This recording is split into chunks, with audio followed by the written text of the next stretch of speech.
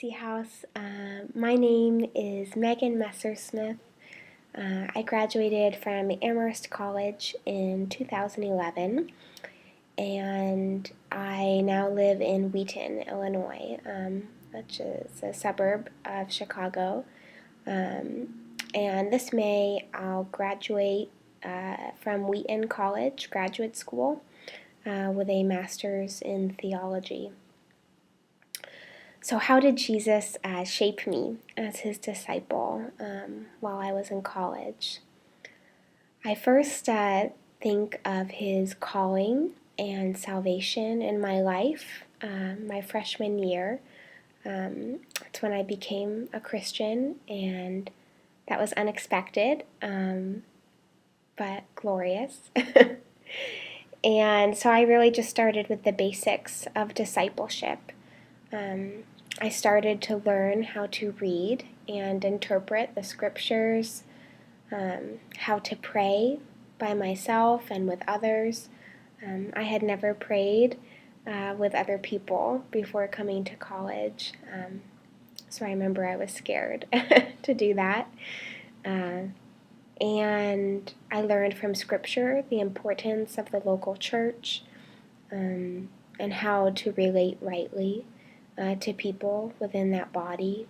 And then I also think of how Jesus led me in evangelism and overcoming fear to start doing that. And when I think of these different areas of discipleship that I started pursuing, I think, looking back, that probably the key virtue that Jesus grew in me in approaching those areas was humility. Not that I practice that perfectly now,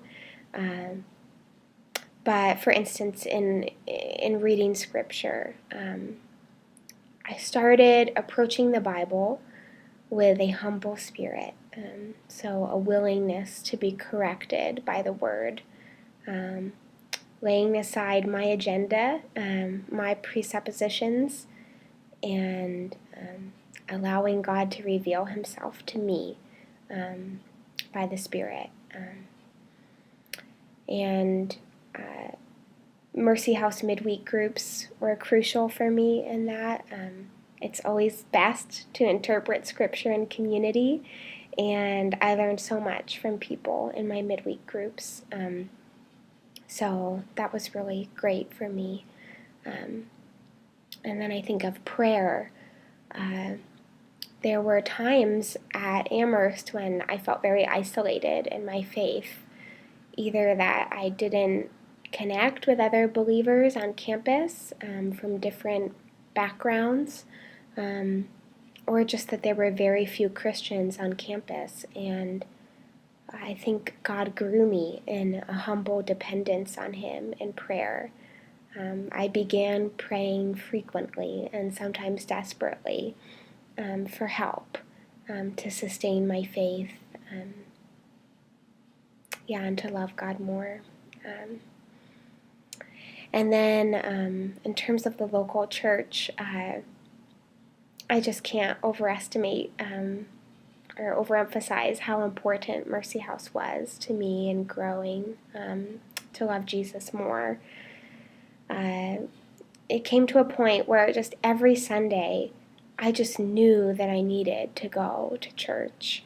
That's not saying that I didn't feel antisocial or awkward or busy some Sundays and had thoughts of not going, but I knew that I needed to hear the word preached by Robert, and I needed to receive grace through worshiping with other Christians and through receiving communion and baptism. And I think that was a mark of humility, to not presume that I was self-sufficient and could do without worshiping with the body for a week. And then in college, I also started asking an older, more mature woman, or if you're a guy, pick a man, please, to disciple me. So meeting once a week And that's something that I have continued to this day with an excellent woman in my church now here in Wheaton. And she just helps me apply scripture to my heart.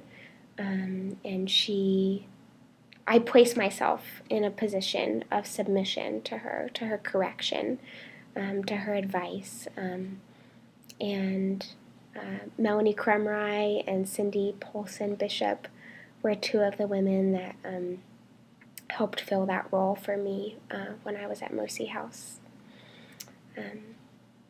And then with evangelism, oh my gosh, college is just a great time of life to grow in that, because you meet a ton of non-Christians and you get to know them well and love them. And I would just encourage you that if you've built a relationship with a foundation of respect and love and service to that person, please share the gospel with them.